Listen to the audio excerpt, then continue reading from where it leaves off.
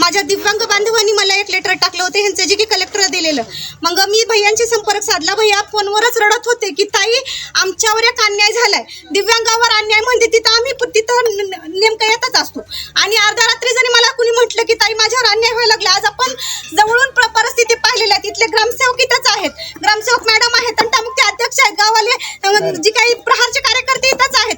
जर या सगळ्यांमध्ये जर एका दिव्यांग बांधवाला न्याय मिळत नसेल आणि याला कोर्टाची भूमिका जर निभवत असेल तर या गावचा न्याय कोण्या कामाचा हे मला तुम्ही सांगा.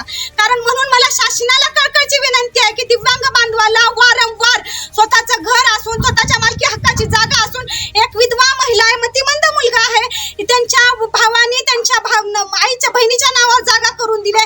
अशा परिस्थितीमध्ये जर गाववाले जर तुमच्या विरुद्ध पार्टीचा जर तुम्ही साथ देत असाल, केवळ पैशासाठी झालेला खेळ आहे आणि राजकारणाचा खेळ आहे. तुम्ही पण पाहू शकता, हे तुम्ही जागा पण पाहू शकता आणि तुम्ही सदरील हा पंचनामा इथल्या ग्रामसेवक मॅडमनी केलेला आहे. हा पंचनामा केवळ फक्त त्यांनी न लोकांना बोलवता सह्या केलेल्या आहेत. हा पंचनामा खोटा आहे. हा पंचनामा या जागेनुसार नाही. मग तुम्ही सांगा याला आम्ही कोर्टात न्यायचं का? मग आमच्या महाराष्ट्रातील दिव्यांग बांधवांना कसा न्याय मिळाला पाहिजे?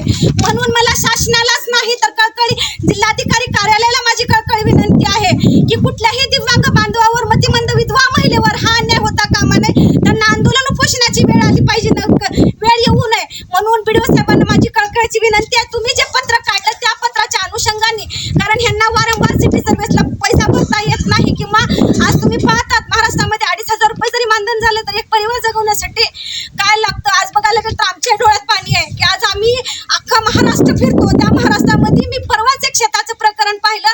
कोर्टाचा जी आर असून, कोर्टाचा स्टे असून त्यांचं स्वतःचं शेत त्यांना खाऊ देत नाहीत. संबंधित व्यक्ती फक्त त्यांना पैशाच्या जोरावर नाचवतात. ग्रामसेवकांना पण हे कळत नाही की आपण काय करतोय. म्हणून मला जे जे याच्यामध्ये इन्व्हॉल्व आहे त्याच्यावर कायदेशीररित्या गुन्हे दाखल करावे. धन्यवाद. माझी जागा ग्रामपंचायतच्या नियमानुसार उत्तरेला रस्ता आहे, उत्तरेला आणि पश्चिमेला 2 साईडला रस्ता आहे. माझ्या विरोध पार्टीच्या माणसाला उत्तरेलाही रस्ता नाही, पश्चिमेलाही रस्ता नाही माझ्या एकूण.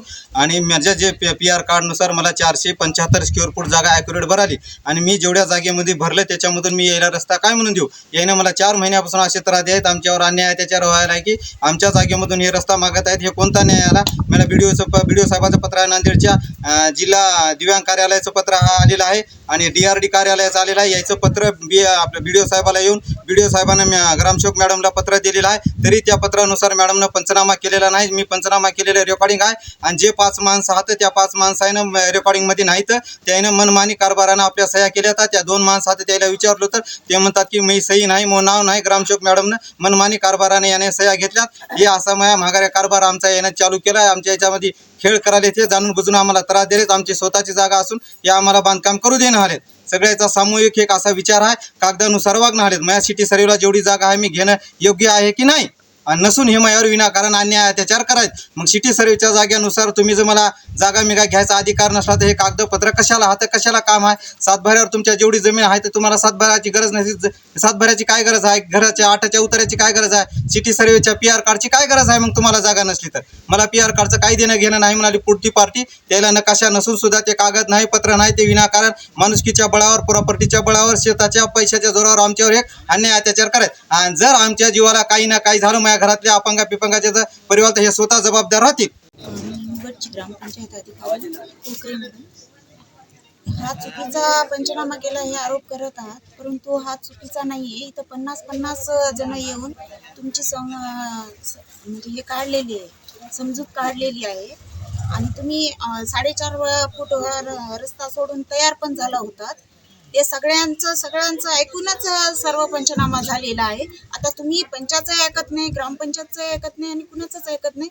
मग आम्ही तुम्हाला पुढील हे करण्यासाठी तुम्हाला कोर्टातच जा हेच पर्याय सांगेल ना. हे अगोदर इथं सर्वजण आम्ही आलो, तिथं बघितलं आणि नंतर मग मी ग्रामपंचायतमध्ये जाऊन पंचनामा लिहिला आणि नंतर सह्या घेतल्या.